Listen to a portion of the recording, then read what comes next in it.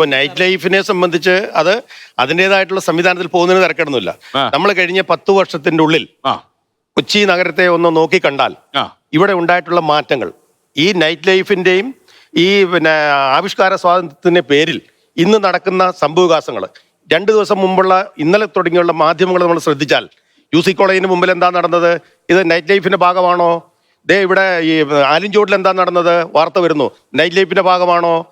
അതേപോലെ തന്നെ മയക്കുമരുന്നും മദ്യത്തിന്റെയും കേന്ദ്രമായിട്ട് 2017 ഞാൻ ആ ജോലിയും കൊണ്ടിറങ്ങിയത് മറൈൻ ഡ്രൈവിൽ ഇറങ്ങേണ്ട സാഹചര്യം ഉണ്ടായി. അതേപോലെ അന്ന് ആ കാലഘട്ടത്തിൽ ഇതിന്റെ തുടക്കമാണ്. സാമൂഹിക ചുമതല ഏറ്റെടുത്തിട്ടുണ്ടോ?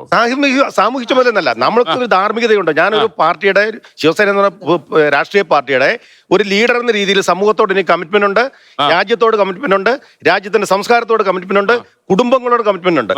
അതിന് വ്യതിചലനം ഉണ്ടാകുന്നിടത്ത് പ്രതികരിക്കും. ഈ ശിവസേനയുടെ ആസ്ഥാനമായ മുംബൈയില് ഈ നൈറ്റ് ലൈഫ് ഒരു കുഴപ്പമില്ലാതെ ഭംഗിയായിട്ട് പോകുന്നുണ്ട് സാർ, ഭംഗിയായിട്ട് പോകുന്നു. ഞങ്ങളൊക്കെ കാണുന്നവരാ. ആ കാഴ്ചയല്ല ഇന്ന് കരൂർ സ്റ്റേഡിയത്തിന്റെ പരിസരത്ത് രാത്രി കാലങ്ങളിൽ ചെന്ന് നിൽക്കുമ്പോ നമുക്കവിടെ നിൽക്കാൻ പറ്റുന്നില്ല. ഇപ്പൊ രാത്രിയില് MG റോഡിൽ വ്യാപിക്കുന്നു.